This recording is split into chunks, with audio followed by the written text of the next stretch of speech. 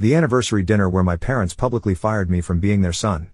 I'm a 28-year-old guy, and my younger sister, Lisa, is 26. For as long as I can remember, Lisa was the golden child.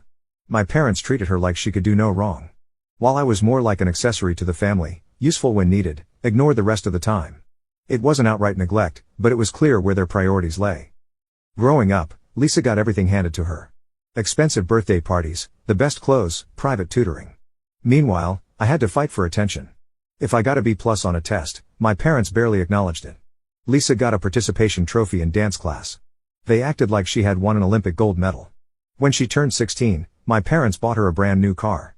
I had to save up for a used one by working part-time jobs.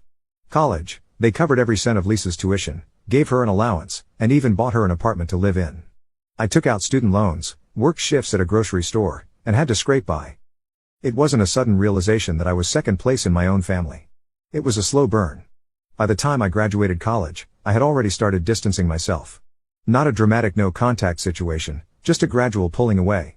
I still showed up for major holidays, responded to texts, and kept things cordial. I wasn't expecting a loving relationship with my parents, but I figured we had some level of basic family respect. Turns out, I was dead wrong. A few weeks before their anniversary, I started noticing a shift. My parents, who had always kept up some level of forced politeness, suddenly stopped responding to my texts. When I visited for a family dinner, the atmosphere was colder than usual. Lisa, on the other hand, was practically glowing with self-satisfaction. It felt like they had already made up their minds about something. Maybe they wanted to reconnect. I thought. Maybe this was a step towards something better. I showed up dressed for the occasion, made small talk with relatives, and sat through the usual speeches about love and commitment. Everything seemed normal until my dad took the mic. But there had been signs, subtle at first, that something was off. In the past few months, my parents had grown increasingly cold toward me. My calls went unanswered more often. My visits felt unwanted. There were awkward silences at family gatherings where Lisa thrived in the spotlight while I faded into the background. He thanked everyone for coming, went on about his love for my mom, and then, completely out of nowhere, said, "And for our final gift to each other, we've decided to move forward as a family of 3. At first, I didn't even register what he meant. My brain tried to rationalize it. A family of 3? Maybe he meant something metaphorical, a joke? But then I looked around. My mom was nodding, smiling. Lisa was smirking. A few relatives looked confused, while others awkwardly chuckled, thinking it was some weird inside joke. Then my dad kept talking. He explained that since I had been distancing myself, they decided to make it official. Emotionally, financially, legally, they had updated their wills. I was completely removed. Lisa now had full power of attorney over them. I wasn't their son anymore, at least not in any way that mattered. At first, there was stunned silence. A few chuckles from distant relatives, thinking it was some kind of joke. Then the confusion set in. My aunt leaned over to my uncle, whispering, "Did he just say what I think he said?" I asked. "So this whole dinner was just to humiliate me?" My dad, without hesitation, just shrugged and said, "It was just time to make things official." Lisa was still smirking like she had just won some twisted game. That was the moment I realized she had known all along.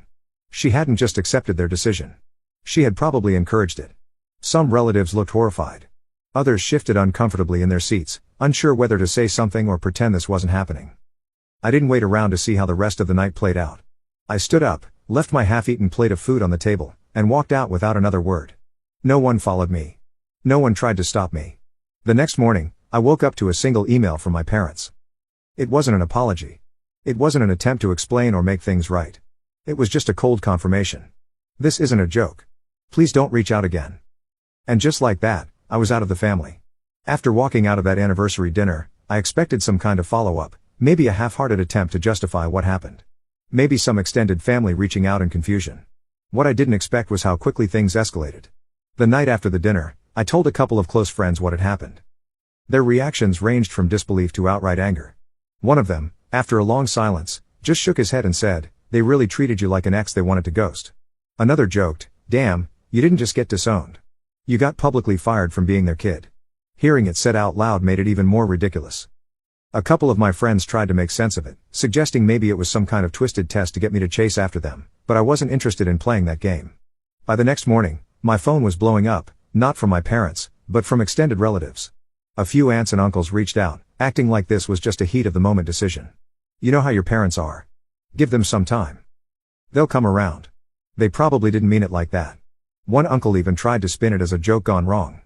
Maybe they thought it was funny, but the ones who had actually been there knew better. A few messaged just to say they were horrified by what they had witnessed. Others admitted they had no idea how to even look my parents in the eye after that. A few hours later, Lisa posted on social media, "Happy anniversary to the best parents in the world. Excited for our future as a family." No mention of me. No context, just a declaration that their little trio was now officially complete. That was when I realized this wasn't just about inheritance or favoritism. It was about control.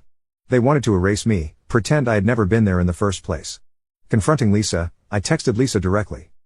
Not even to argue, just to confirm what I already knew. She didn't deny knowing in advance.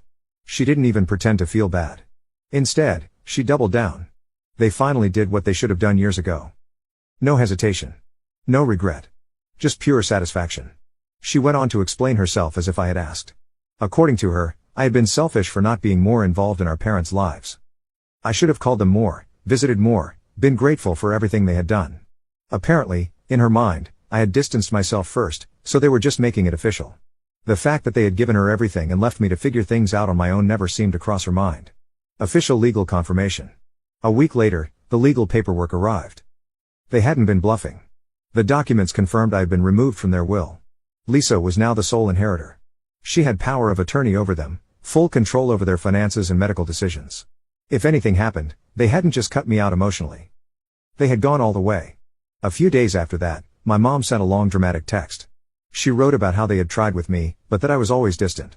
She talked about how Lisa had always been the one who truly appreciated them. Then, the kicker, "Maybe we should have done this sooner. You were never really one of us."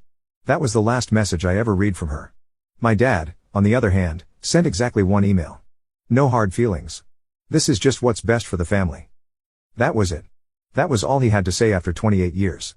My mom's parents, who had always been the most reasonable in the family, lost it. They called my parents out in the family group chat, demanding to know what the hell was wrong with them. They didn't get a response. Instead, my parents left the group entirely. After that, I blocked them and Lisa on everything: phone, email, social media. I wasn't going to sit around waiting for them to twist the knife any further. Their reaction: silence. I expected them to lash out, try to guilt me into some kind of response, but nothing happened. They didn't try to argue, didn't try to justify themselves. It was like they had just deleted me from their lives and moved on, work and personal growth. For the first time in years, I wasn't carrying the weight of trying to win their approval. I threw myself into work, started focusing on my own life without the stress of my parents' favoritism hanging over me, and it felt good. That peace lasted about a week before Lisa sent one last message. "Just wanted to let you know how peaceful things are without your negativity." I didn't reply. This wasn't about money or inheritance. They weren't just cutting me out.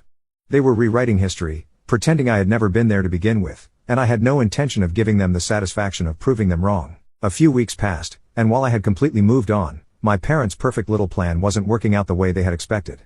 Cutting me off wasn't giving them peace. It was causing a domino effect they never saw coming. My mom's parents wasted no time in making their stance clear.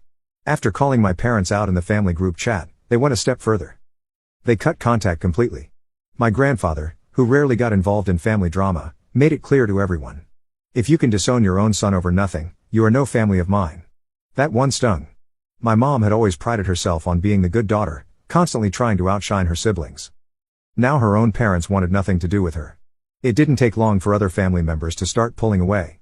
The aunts and uncles who had initially tried to defend my parents started realizing just how deep their toxicity ran. There were no dramatic confrontations, no heated arguments, just silence, fewer invites, less interaction, and an obvious shift in the family dynamic. Some of my cousins who had always been neutral stopped responding to Lisa's texts. Others straight up unfollowed her and my parents on social media. Now that I was gone, Lisa was finally experiencing what it meant to be an only child. Without me as a buffer, every little inconvenience fell on her shoulders. She started making small complaints in the family group chat. Nothing major at first, just passive-aggressive remarks about being so busy lately and having to handle everything on her own. No one was rushing to sympathize. My parents had always leaned on Lisa emotionally, but now, without me, she was their only outlet. Every minor inconvenience, Lisa had to handle it. Medical appointments, Lisa had to drive them. House maintenance, Lisa had to call the repairman and handle the costs. They started treating her like their personal assistant instead of their daughter, and Lisa, who had been so smug about finally being the only child, was realizing that being the favorite didn't mean being loved. It meant being used. At first, she tried subtle hints. She brought up in casual conversations with relatives how tough it was managing everything by herself, how she wished she had a little more support. The responses, a series of polite but firm refusals. No one was going to step in and fix the mess my parents had created. My parents had always assumed that eventually contribute financially as they got older. Now that I was gone, that plan fell apart fast. Lisa was doing well for herself, but she didn't have the financial stability to cover everything they suddenly expected from her. They started hinting at small contributions she could make, extra groceries, covering bills, helping with house repairs. At first, Lisa agreed, thinking it was temporary, but then the requests started getting bigger. Out of nowhere, I got a text from Lisa. "Hope you're doing well." That was it. No context, no follow-up. I ignored it. Word spread fast. Extended family members who weren't even at the anniversary dinner heard about what my parents had done. Suddenly, they weren't being invited to as many events. People stopped asking them for advice or including them in family plans. It was subtle but noticeable. A few months later, there was a big family gathering, one of those events where everyone usually showed up. This time, my parents weren't invited. For the first time, a major event happened without them, and the atmosphere was noticeably more peaceful. No backhanded comments, no tense conversations, just family enjoying each other's company. A week after the family gathering, my dad tried reaching out, not to me, but to an uncle. He said they might have been too harsh and hinted that they wanted to reconnect. The response? "You made your choice. Own it." My parents made one last attempt to get back in my grandparents' good graces. They called. They sent long emails. My mom even tried to guilt trip them about respecting your daughter. Nothing worked. My grandparents had already decided they weren't entertaining the manipulation. By this point, Lisa was crumbling under the weight of everything they were throwing at her. She started venting to friends about how exhausting it was dealing with them alone. Her frustration wasn't just about the work. It was about realizing she was never their favorite because they loved her more. She was their favorite because she was easier to control. While all of this was unfolding, I was doing better than ever. Without their toxicity hanging over me, I was excelling at work. I was spending more time with people who actually cared about me. For the first time in my life, I was free. Then out of nowhere, my mom reached out. It wasn't an apology. It wasn't regret. It was a desperate attempt to pull me back in. "We've been thinking a lot lately. Maybe we acted too fast. Maybe it's time to reconsider being part of the family again." There was no sorry, no acknowledgement of what they did, just an expectation that I'd fall in line. I didn't even finish reading it. I deleted the email. Their plan had officially backfired. Lisa had always been the golden child, the one who could do no wrong, but now that I was gone, she was starting to understand what that actually meant. Without me in the picture, there was no one else to take the heat. No one to deflect the constant demands and no one to absorb the pressure my parents had been piling onto me for years. Word got back to me through my grandparents. Lisa was already complaining, not directly to my parents, of course, but to her friends and some extended family. She had started making little comments about how exhausting it was dealing with everything alone, how she felt like she had no personal time, how she was always running around handling things for them. At first, no one reacted much. She had spent years playing the favorite, rubbing in how she was so much closer to them than I was. But now that she had exactly what she wanted, the sympathy wasn't rolling in the way she expected. My parents weren't wasting any time increasing their expectations either. Without me as an option, Lisa was their only emotional and financial crutch. If my mom wanted something from the store, Lisa was expected to get it that day. If my dad needed something fixed, Lisa had to figure it out. They didn't ask. They just assumed. Lisa had a demanding job, but that didn't matter to them. If she mentioned a big work project, my mom would immediately guilt trip her into prioritizing family first. If she tried setting a boundary, my dad would go silent, pulling his usual disappointed routine until she caved. It wasn't just family who noticed the shift. Lisa's friends started seeing how overwhelmed she was. She used to be the one who had all the time in the world for brunches, shopping and casual get-togethers. Now she was canceling plans at the last minute, always too busy dealing with something for my parents. Some of those same friends, ones who had always believed Lisa's version of events, began questioning things. A few even asked if maybe my parents had treated me the same way all these years. Then, out of nowhere, Lisa messaged me. "I know we've had our differences, but can we talk?" I ignored it. If she had something to say, she could say it to the people she had been so eager to replace me with. Meanwhile, my parents had fully embraced treating Lisa like their personal assistant. It wasn't just about errands anymore. My mom expected Lisa to sit with her for hours, entertaining her because she was lonely. My dad started sending her long lists of things he wanted her to handle, from banking to scheduling appointments. If Lisa pushed back, they'd act offended. My grandparents, seeing how everything was unfolding, finally decided they'd had enough. They cut off the small amount of financial help they had been giving my parents. Nothing huge, just occasional assistance with bills or unexpected expenses. But now that was gone too. My grandparents made it clear. You had 2 kids. You chose to disown one. That means you get half the support you used to have. Lisa had been handling their demands for months, but they were relentless. At first, she thought she could manage it, run an errand here, cover a small expense there, but the requests never stopped. When she hinted that she was feeling overwhelmed, my mom dismissed it with a casual, "You'll manage, you always do." She had planned this trip for months, and it was important for her career. But to them, that didn't matter. She pushed back. They didn't like that. Instead of backing off, they pulled their usual move, the same one they had used on me for years. They told Lisa, "If you don't act like family, maybe we made a mistake choosing you." That was it. That was the moment it finally clicked for her. Their love had never been unconditional. She hadn't been chosen because they loved her more. She had been chosen because she was the one who bent to their will. Now that she wasn't bending the way they wanted, they were dangling the same thread over her that they had used on me. She wasn't the golden child. She was just the next in line. Lisa had spent her entire life believing she was the chosen one, the golden child who could do no wrong. Now with no one left to share the weight, she was realizing what that title actually meant. And for the first time, she wasn't just complaining about it. She was fighting back. It started small. She stopped answering their calls immediately. She waited hours, sometimes even a full day before responding. Then she started setting boundaries. She told them she wouldn't drop everything for errands, that they needed to schedule things in advance if they wanted her help. She refused to cancel another work event just because my mom needed her to be around. My parents didn't take it well. My mom had a full meltdown, the kind she used to have with me when I tried pushing back.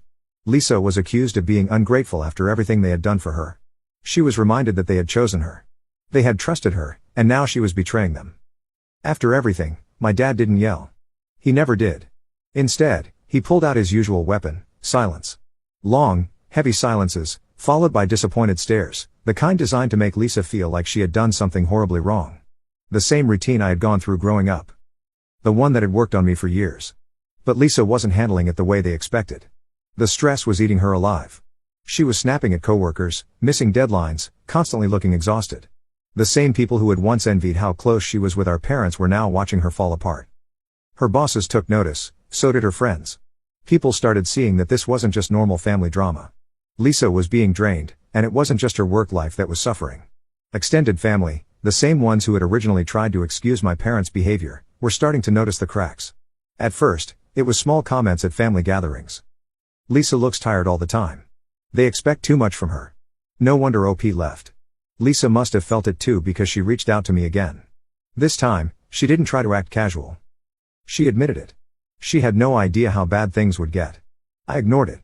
A few days later, my grandparents had enough. They sat Lisa down and told her the truth, the same thing I had been trying to tell her for years. This is exactly what OP went through. They didn't sugarcoat it. They laid it all out. How I had spent my childhood being the backup plan. The invisible son. How they had ignored me. Pushed all their attention onto her. And how the moment I stopped bending to their will, they threw me away like I never existed. They warned her, if she didn't get out now, the same thing was going to happen to her. Lisa must have been stewing over that conversation for weeks. She started answering their calls less, delaying responses to their texts. At the next family gathering, the tension had already been building for too long. It started as another argument. My mom was nagging Lisa for not doing enough, not spending enough time with them, not acting like family. Lisa was already frustrated, already drained, and when my dad hit her with the same disappointed silence, something inside her snapped. In front of the entire family, she yelled the words no one had ever dared to say to them before. "You ended my life." The room went silent. My parents looked like they had been slapped. Lisa wasn't done. She let it all out. How they had used her, how they had expected her to give up everything for them, how they had thrown away their own son over nothing. Every single thing she had denied before, everything she had excused, she was now screaming at them in front of everyone. My mom tried to argue. My dad tried to shame her into silence, but it was too late. The damage was done. The illusion was shattered. And for the first time, everyone saw them for what they really were. The relatives who had once defended them, they weren't defending them anymore. The people who had laughed off what happened to me, they weren't laughing now. The perfect family my parents had built, the one where I never existed, had finally fallen apart, and there was nothing they could do to put it back together. Lisa had always been their favorite, the daughter who could do no wrong. But after that public explosion at the family gathering, she wasn't their golden child anymore. She was just the next problem to deal with. And now, she was realizing exactly how disposable she really was. For the first time in her life, Lisa started pulling away. She stopped answering their calls right away, started delaying responses to their texts. When my mom asked her to drive over for something urgent, Lisa told her she was busy. When my dad sent her a long list of errands, she only did half. It wasn't full no contact, but it was the first real boundary she had ever set with them. That's when the guilt tripping started. My mom bombarded her with messages, not just once or twice, but every day, every hour. She sent long paragraphs about everything we've done for you, about how much we've sacrificed, about how Lisa was turning her back on her own family. When guilt didn't work, my dad went a different route, financial threats. He reminded Lisa that they had given her everything. The car, the tuition, the house down payment. He made it clear that if she didn't start acting like family again, she could forget about any kind of future support. Lisa didn't respond. It was the first time in her life that she wasn't running to fix things, wasn't immediately apologizing for stepping out of line. And the more she resisted, the uglier they got. She finally confided in one of our aunts, maybe looking for reassurance, maybe hoping someone would step in and fix things for her. But instead of sympathy, she got something she never expected, a brutal wake-up call. You're just their new scapegoat now that OP is gone. That's when it hit her. She had spent years believing she was special, believing she was loved more, but that was never true. She was never their favorite. She was just useful. As long as she did what they wanted, they showered her with attention. The moment she stopped, she was nothing to them. Not long after that, Lisa sent me a long message. It wasn't like the other ones. No passive-aggressive comments. No pretending everything was fine. This time, she finally admitted it. I see everything now, and I'm sorry for how I treated you. I didn't respond. Then, just as Lisa was finally pulling away, my parents made their next move. She didn't hear it from them directly. She found out when a lawyer contacted her, confirming that her name had been removed from their estate plans. The message was clear. She had failed them, so she was no longer family. Instead of Lisa getting everything, they had switched their entire inheritance to a charity. It wasn't about donating money. It was punishment. A clear message: if you won't play the role we assigned you, you get nothing. Lisa lost it. She stormed over to their house, demanding an explanation. They didn't argue. They didn't even yell. They just looked at her and told her this is what happens when you stop being family. That was the moment Lisa knew she had never been part of a real family, just a system of control.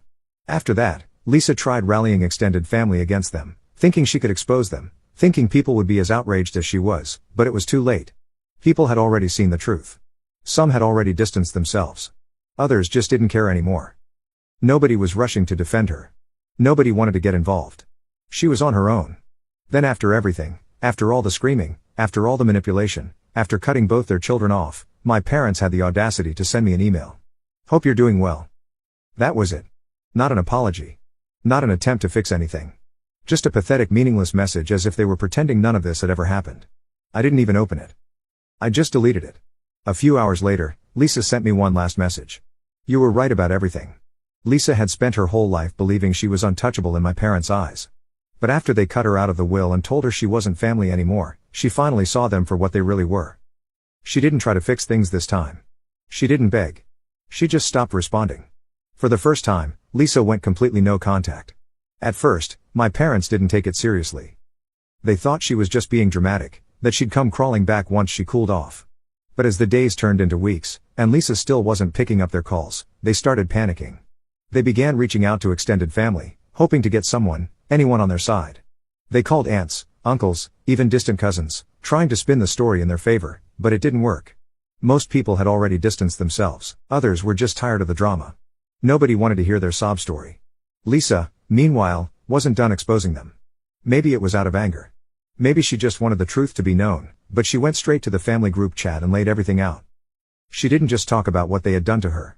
She told everyone what they had done to me too, how they had disowned me in front of the whole family, how they had treated me like an afterthought my whole life, how they had cut me off just for daring to set boundaries. This time, there was no pretending. No one could claim they didn't know. The damage was done. My parents tried to defend themselves, but an aunt shut them down immediately. You did this to yourselves. That was the last message anyone sent them. And just like that, my parents lost whatever little support they had left. With Lisa gone, they had nobody left to manipulate except me. That's when they started calling. They left voicemail after voicemail, then came the text messages, then the emails. When I didn't respond, they took it a step further. They drove to my apartment. They knocked on my door, loud, persistent knocking that lasted for minutes. I didn't answer.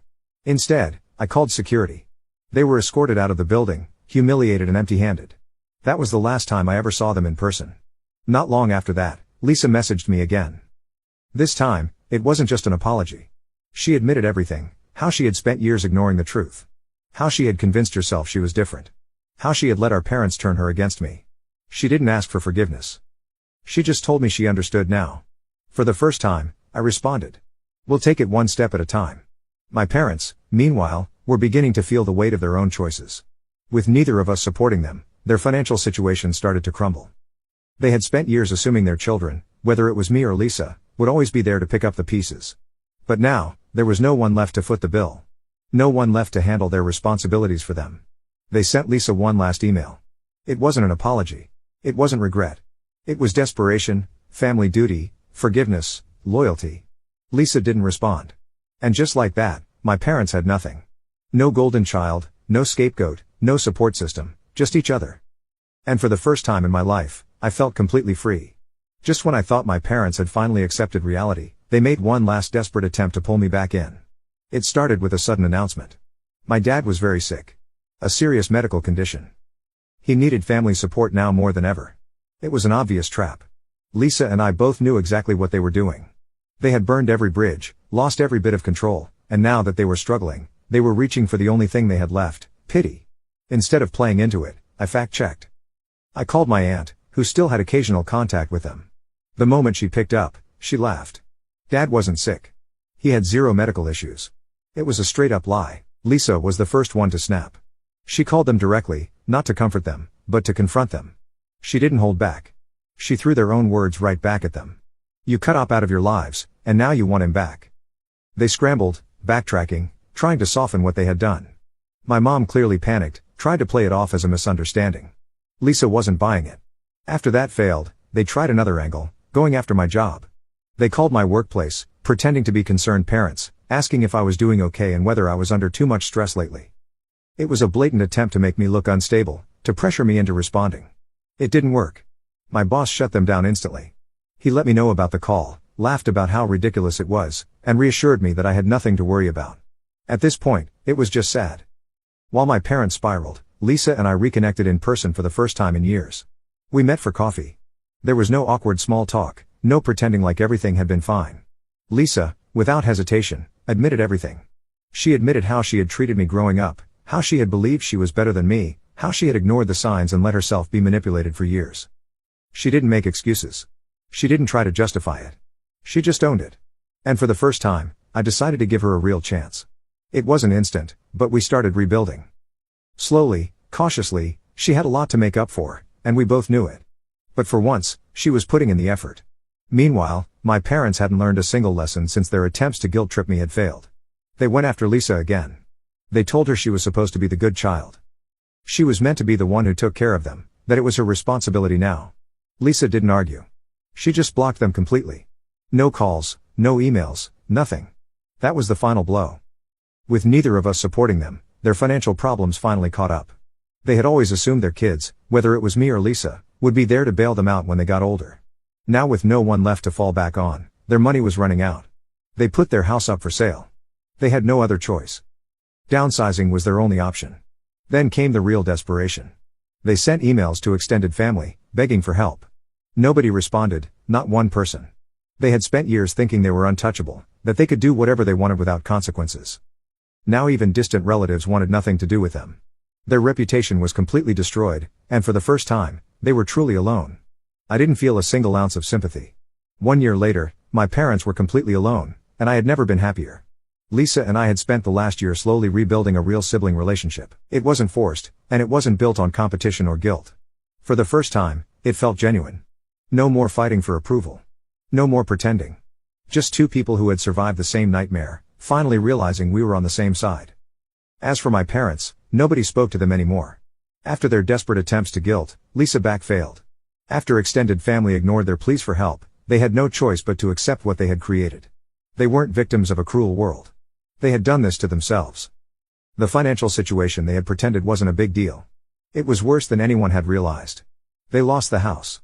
There was no grand rescue, no last-minute savior, no child stepping in to save them. They had to downsize to a small apartment in an area they would have never considered living in before. Lisa and I, on the other hand, were thriving.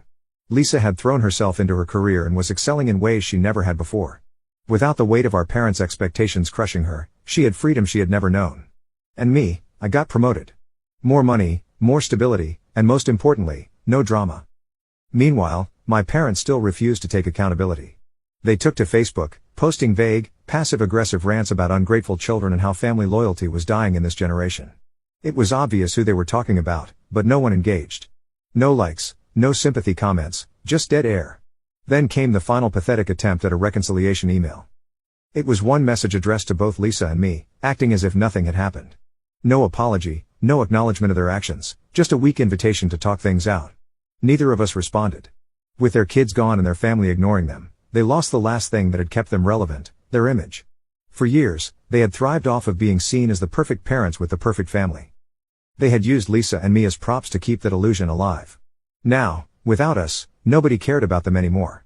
Their old friends, the ones who used to admire their family life, stopped inviting them to things.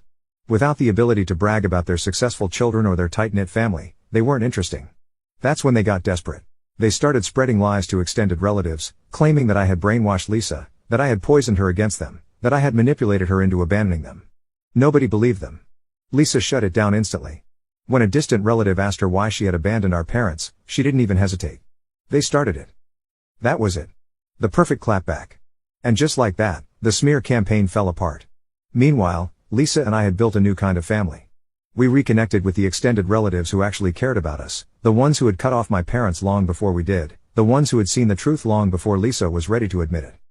We made new traditions, new memories, and my parents, they sat alone in their tiny apartment, still convinced they were the victims, still refusing to admit they had done anything wrong. Their final fate, isolation. No golden child. No scapegoat. No family to manipulate. Just two people who had spent years playing a game of control, only to end up with nothing.